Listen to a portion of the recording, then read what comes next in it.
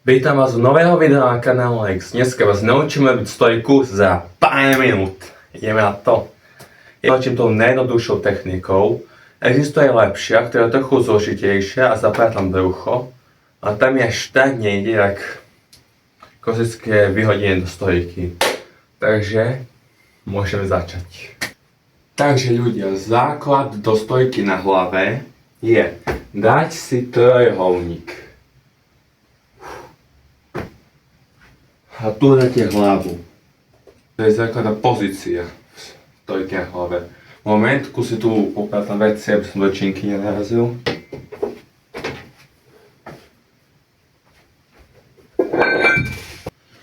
Najlepšie je to robiť na tej ploche alebo niečo mekom. Ja tu mám koberec. Čiže trojuholník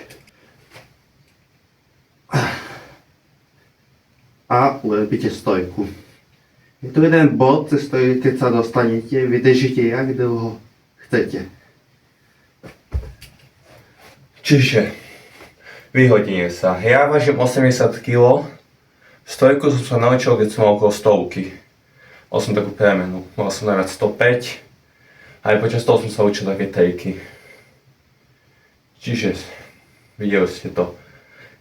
Jak to má vyzerať. Ale ešte jednoduchší krok. Stojka na hlave o stenu. Ja osobne som veľmi dlho neskúšal na hlave o stenu. Neviem ako by to pôjde, ale pre video, further content. A píšte napady na videa. Potrebujem tvoriť. Pri stojke na hlave o stenu ja preferujem inakší trojuholník. Nerobíte toto, ale urobíte trojuholník takýto. S ním sa mi to vždy učilo lepšie. Ruky dáte takto.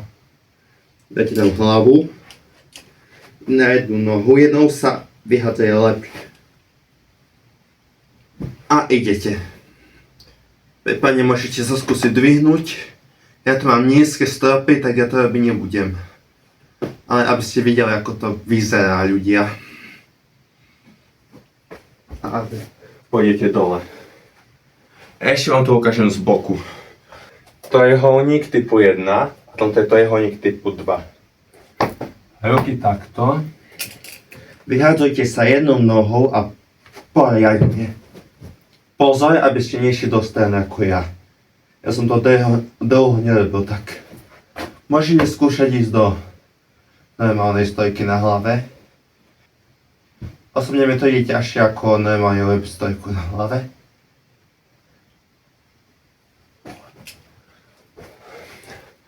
A takto. Môžem sa pokúsiť vám ukázať tú druhú variantu, ale nikdy mi nešla. Doladím keď do ďalšieho videa typy stojky. Vracam to tu. Mám tam peca 20 km štvorcových. Nie. A ktorá bola prvá?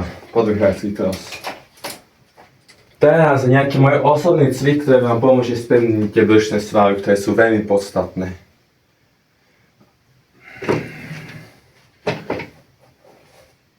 Čiže berada alebo hrazda, podľa toho, jak vám to vyhovuje. Ja berá dole, potom to obmedzený strop a budete cvičiť brucho. Jeden. Tak, prípadne tak, keď ste slabší.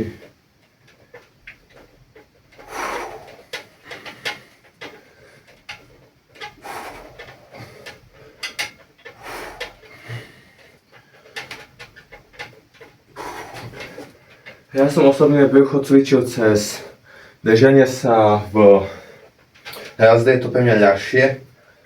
Len sami vidíte, ak je mi tá 2 metrová hrazda.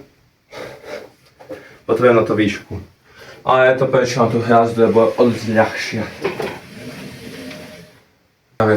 Poprosil by som vás odber, like a také veci. Však je to zadarmo. Mohol by si to tam hodiť. A čaute.